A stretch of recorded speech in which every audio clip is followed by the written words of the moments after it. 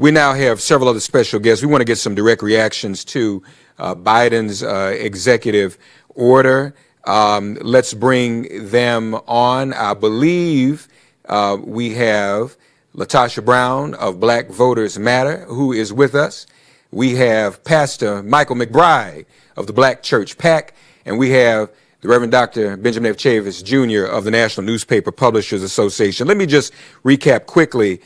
His executive order directs federal agencies to expand access to voter registration and election information, to assist states under the National Voter Registration Act, to improve and modernize the website vote.gov, to increase federal employees' access to voting, analyze barriers to voting for people with disabilities, increase voting access for active duty military and other overseas voters, provide voting access and education to citizens in federal custody, establish a Native American voting rights steering group. Those are just some of the highlights from his executive order. Welcome to you all. First of all, LaTosha Brown, who tore up the Brown Chapel service this morning with voice, and where Pastor Mike, I got a bunch of calls. They said, is LaTosha the preacher for the hour? And I said, well, I don't think so, but she sure got her preach on and got her sing on. We appreciate you. LaTosha, folks, LaTosha, we know Stacey Abrams, but we also know LaTosha because what Black Voters Matter has done in consort with what Stacey Abrams has done and Black Church PAC has done, these are the people that you're watching on your screen who are responsible for getting the black vote out in November and making sure the Georgia runoffs were the success that they were. But LaTosha, let's start with you ladies first, queens first. Your reaction to Biden's executive order on this Bloody Sunday.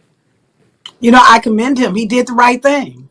That I commend him for, you know, we're in a long journey that what we have to really recognize is that voting rights is the foundation of democracy in this country. And so I think that is a good start.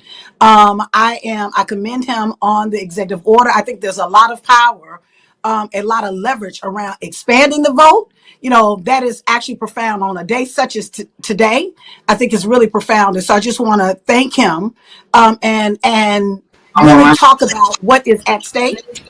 You know, when we're talking about, you know, what we are dealing with right now, we are dealing with a full-fledged frontal attack on the voting rights in this country. And we're going to have layers of work that we've got to do to make sure that we protect that vote. And so I think this executive order is an excellent first step around literally making sure that there's an expansion. I love the fact that the Native American community, that oftentimes people don't think about how they have been targeted. That literally out in the Midwest, they created whole laws that would actually not accept the post office box, their addresses at reservations.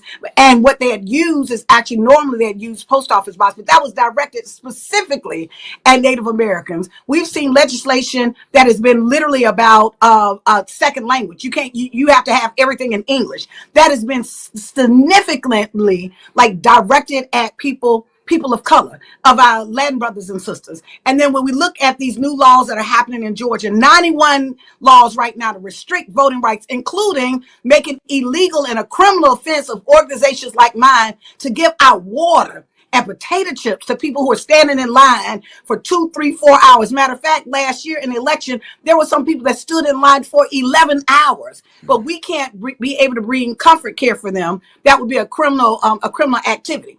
And so I think it's really important that we see this kind of leadership coming out the White House, that we see this kind of leadership that's saying that voting rights is going to be a major issue and a cornerstone issue in this administration. We also have to push Congress, though, to make sure that we pass HR 1. We got to make sure that we actually have the full restoration of the Voting Rights Act of the John Lewis Voting Restoration Act. In addition to that, we also got to make sure that we put people in position and power in our local states that are actually going to align with our interests. We're not going to go back. And so I think that my first reaction is, you know, I commend him. I'm very, very excited about him literally opening and making a message that this is a core important priority for his administration. All right. Thank you. You all see how she gets you fired up. That's how she's able to motivate people. We appreciate that. LaTosha, Pastor Mike, mentioned Georgia. And I think some people may have been confused when they saw the Georgia Secretary of State and the governor resist Trump's demands. They probably made an assumption that all of Georgia had changed and that they were on our side. But as LaTosha just alluded to, our votes are very much in jeopardy again in Georgia. They're trying to change things up in a way. What are your thoughts about that, as well as your thoughts about this executive order from President Biden? Pastor Mike. Mike, I think we're gonna try to get you up.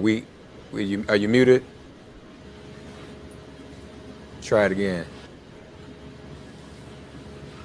All right, we'll come back to you, Mike. We'll get Mike's audio worked out. Dr. Chavis, your reaction to the executive order? It's a good start. Is it enough? It's a very good start. And first, I just want to give a shout out to my sister leader, LaTosha Brown. I'm so proud of her. If there's ever a freedom fighter in the world, a great woman, it's LaTosha Brown. I've known her for decades, and every time I see she's making an impact, making a difference, I'm just so proud of her. And it's always good to be with Pastor Mike. But in answer to your question, Mark, it is significant that the President of the United States, on this day, on Bloody Sunday, has issued an executive order calling for further protections of voting rights. LaTosha is right. Listen, when you win a victory, you have to protect that victory. Now we have the response of the right wing in all these state legislators all over the country, including Georgia, to suppress the vote. And if you suppress the black vote, you suppress all American votes. And that's why black votes matter. That's why black lives matter. And that's why what President Biden did today matters. Executive orders matter when they come from the President of the United States on voting rights. 1 year later, I think John Lewis, C.T. Vivian, Rev. Joseph Lowry, Jose Williams, all of great heroes of the civil rights movement. I'm glad you had Reverend Jackson on earlier, Mark. Listen, we got to fight. And I hope that now that the $1.9 trillion American Rescue Plan has been voted on by the Senate, that we'll now vote these other legislations. We need the John Lewis Voting Rights Act passed. We need the Reparations Bill passed, H.R. 40. We need the George Floyd Justice and Policing Act passed. And we need much more. We're in a fight. And as LaTosha knows, we cannot relent. We cannot relax. We won a great victory in November, a great victory in Georgia in January. But when we win these victories now have to be protected. Because I guarantee you, the right wing is coming. They're coming for blood. They're coming for votes. They're coming for the lives of our people. And we must stand up and defend ourselves. Yeah, no question about it. Pastor Mike, I think we have you now. Can we hear you? Yes, I hope so. Can you hear me? Yeah, I can hear you just fine, brother. Your reaction to the executive order and the fight ahead. Because first of all, Pastor Mike, we know the Black Church PAC, like Black Voters Matter, is working in all the jurisdictions. This is what a president can do from the White House, but we know that this battle is really in these state houses and in these counties because everybody is still sort of hodgepodge when it comes to voter access and voter laws. It reminds us that elections have consequences, and we are now experiencing some early fruit of the work that we've done. But on a Sunday morning, I didn't get a chance to preach this morning, so I want to throw the scripture out that says that we don't wrestle against flesh and blood, but against principalities, spiritual wickedness in high places. What the Republicans are demonstrating to us across this country in many states is they love to allow their wickedness in high places through systems and structures to continue to obstruct and block the kind of access that is guaranteed to us first by God, certainly by the Constitution through our blood, sweat, and tears on this Bloody Sunday memorial. It reminds us that we cannot relax, we cannot relent, we cannot abdicate our responsibility to push for an inclusive voter infrastructure all across this country in every state. That the executive order is a wonderful expression of the fruit of our labor from a federal level. The Voting Rights Act still has to get through the Senate, but there must be work that we insist that states and localities do to ensure that people with criminal convictions do not have an obstruction to voting. People who live in neighborhoods where there are not enough polling places do not continue to experience the systemic and structural disinvestment in the opportunity to vote. So this is certainly a great step. It's great to see President Biden delivering on some of the promises that he's made. But as LaTosha says all the time, can't stop, won't stop. We still got a long ways to go. And I know that our black churches, our black faith leaders, our black church people, folks are still tuned in to making sure that we can hold the line on this and keep moving forward to ensure that not only everyone has the right to vote, but governance delivers material conditions to the people that need it. Pastor Mike, you said you didn't get a chance to preach this morning. I told you didn't have to because LaTosha preached at Brown. I'm literally being texted right here on my phone during this broadcast. Who was that? What was she doing preaching? But anyway, we appreciate her. LaTosha, She definitely carries a sermon with her in her back pocket, believe me. that's right. That's right. That's right. We're going to talk about that, because it's our job to help discern others who have the call, those of us who are already ordained. But LaTosha, it's interesting as we commemorate Bloody Sunday at this very moment, when people were suppressed from the vote physically. Nothing has really changed, has it, LaTosha? In fact, the suppression, they may not use horses and batons and state troopers at the moment. They're doing some things that are really even more sophisticated, aren't they? Mark, you might be surprised at my answer, but when I think about this notion, because I was actually in my bed the other day, really upset about what was happening. There are 91 bills, as I mentioned, in Georgia. Matter of fact, on tomorrow, 1/3 of all of the bills that are being considered that will be voted on tomorrow from the Georgia legislature are bills about restricting voting access. 1/3.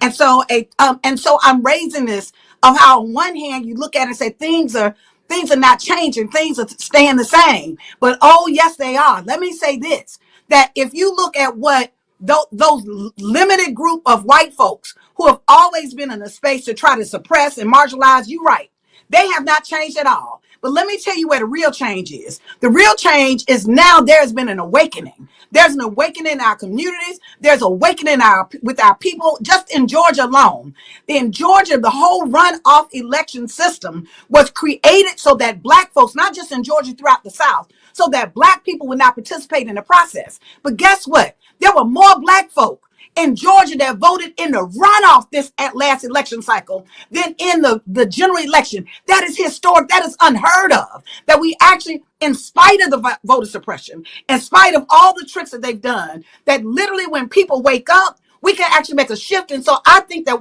part of the issue is we got to shift our focal point. Our liberation ain't based on whether white folk accept it or not. Our liberation ain't based on whether this system validates us. God validated us. That part of who we are in our agency is to really operate in a way that we are speaking life into some dry bones so that our folks can rise up. And so what we saw this last election cycle, through all of what Trump did with aligning himself with the white supremacists, through all of what he did and to put judges in position to actually discriminate against us, for all what they did, like in Georgia, where they dropped 200,000 voters from the voting rolls 6 months prior to the primary. But all they did at the end of the day, we were able, when we stepped into our power, like even in their own system that was designed to have us at an advantage, we actually overcame. And so I think the real message is we can't get caught up in just this message of saying things hadn't changed, stayed the same. No, that system has continued to stay the same, but who we are is we are different. And so I think that we've got to lean into that difference, because that's going to require us. Let's be honest about the Voting Rights Act. While the Voting Rights Act was a remarkable piece of legislation, and it certainly opened up the opportunity for us, in 1965, that was a compromise. We have not achieved exactly what we need to achieve. The fact that the Voting Rights Act had to be ratified, reauthorized every 25 years, saying that our work was not done. Yeah. And so sometimes, there's a family member of mine that used to say, until the pain of staying the same becomes greater than the pain of change, you won't change. And so right now in this moment, that what we can look at is what we're experiencing around voter suppression is literally around this country is being exposed all around the world. It has gone around this world saying that it is the greatest democracy. Yet people can see its treatment of black folks is exposing who they are. People around the world, when they looked at January 6th, when they saw folks climbing up on the Capitol, right? Because over a big lie, they saw the president incite that. All around the world, people saw what was happening. And so I raise that while there were founders of America that we know as a nation, the founders of democracy, of making democracy be real, it has always been black people. That literally we stood in our agency when we were singing those songs. Ain't gonna let nobody turn around, turn me around, turn me around. Ain't gonna let nobody turn me around. I'm gonna keep on walking, keep on talking, marching up to freedom's land. Now, Mark, I know you didn't ask me to sing, and I know I'm giving a long answer to this question, but I'm saying this because I want our people to keep their eyes on the real prize. Oftentimes we get confused and believe that the prize is for somebody else to accept us, for somebody else to affirm us. Our God affirms us. And so whenever we have literally stood in that space, that we had agency, we had power, things had to change. We didn't only change this little city of Selma, we changed the nation, we changed the world. And so while we're seeing all of these ugly bills go through, we're seeing all of this stuff and this corruption happen at the highest level, we have to take the time to radically reimagine what this nation can be. And those of us that got the courage, that God has given us the vision and the insight, we got to stand on that, because if it was up to some folks, we'll still be enslaved. Yet here I stand. Here we are right now. And so that has always been based in not somebody else, but it's been based on our belief. And so I think that's the greater message. So no, things are not the same, because I have been changed and millions of us are being changed. Amen. And I don't need to ask you to sing. Everybody wants you to every time you're anywhere. So you have everybody's understood permission and express permission to do that. Dr. Chavis, you represent the NNPA, the National Newspaper Publishers Association. A lot of our people don't realize how much of a fight this still is and how we cannot relax. What's the NNPA doing and its member institutions, its member publishers and newspapers to help get this word out and keep people informed? Well, first I want to say amen to the Reverend Dr. LaTosha Brown. Thank you for that sermon, and thank you for that song. Thank you for that prayer. You embody what fighting for freedom is all about. The National Newspaper Publishers Association, Mark, we are at press today all over the country about the executive order and about this continuing fight. One thing you can rest assured, that in 2021, this is the 194th year of the Black Press of America. Since 1827, when Freedom's Journal was first published in New York. We've been on the front line, not only reporting the news, but being an advocate for change, that LaTosha says. And I'm going to join with what she said, Mark. There is change, but it's coming from the bottom up. There is change. It's coming from the grassroots. There is change. It's coming from people being able to discern all of the fake news versus the real news, the real political leaders versus pseudo-politicians who claim to be. And these state legislators, I agree with Pastor Mike and LaTosha, we got to really focus on these state legislators. And I think, Pastor Mike and LaTosha, we need to vote some of these people out of office at the state level. We need to put them out. We just can't allow these people to take our vote away or suppress our vote. And so an unprecedented thing happened on the primary in Georgia and the runoff in Georgia. And I think the next time we have a chance to vote in Georgia, we need to vote these people out of office that have been trying to suppress our vote. Yes, sir. And 2022 is going to be very important. That's right. And 2024 is going to be very important. Every year is important. We cannot relent.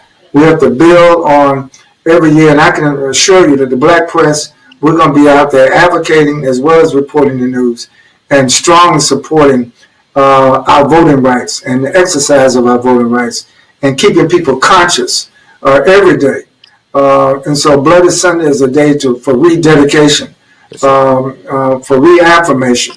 And we're thankful that you're there in Selma, Mark, with this special program as you reach out to people all over the United States. Thank you, brother. Got to go quickly, Pastor Mike. Just a big documentary on PBS about the Black Church, our oldest political organization. Yes, it is. Tell everybody about what the Black Church Political Action Committee is going to do to put teeth in Biden's executive order and to be sure we continue to fight against voter suppression. Well, as we speak, we are launching some local and regional chapters among Black churches within both denominations. We are standing up an effort to train Black church folks who want to run for office in a local or state context. We do believe that voting is critically important, but so is governance. And bad governance can turn out to create de facto voter suppression if people don't believe that who you elect actually changes their material conditions. Right. So the Black Church PAC is going to continue our work to work alongside partners and comrades like Black Voters Matter, Until Freedom, all of our Black church denominations, etc., to make sure that we keep the folks that we were able to onboard into voting this last cycle and keep that momentum going. Reverend Jesse Jackson also said that the largest block of voters in this country are non-voters. And so we still have some work to do to make sure that we're continuing to pick up those rocks that are laying around. This executive order hopefully makes it easier for there to be a federal and resourced infrastructure to make that job easier. But indeed, it still remains on us as the people, particularly within the Black church, now being targeted even the more by Republican operatives and legislators to limit our access to the ballot box. It's important for the Black church to become the most inclusive organization within the Black community and make sure that everybody sees a Black church in their neighborhood as a home for them politically, even if we may have different theological and religious kind of starting points. That, I think, is the job of the Black church and the Black Church PAC, the Black Church Action Fund, our Live Free work. All of that continual work will hopefully continue to resource the movement and building of power within the Black church in the days, weeks, and years to come. Pastor Michael McBride, organizing the Black church politically. LaTosha Brown of Black Voters Matter. Reverend Dr. Benjamin F. Chavis, Jr. of the National Newspaper Publishers Association. Support the Black Press, blackpressusa.com. And congratulations to Dr. Ben on the new mural unveiled of his image in Miami. I want to thank all three of you for joining us on this commemoration of Bloody Sunday. Thank you for all your hard work. Check out all of these organizations, folks, and get involved and get organized. Thank you, all three, okay? God bless you. Love you.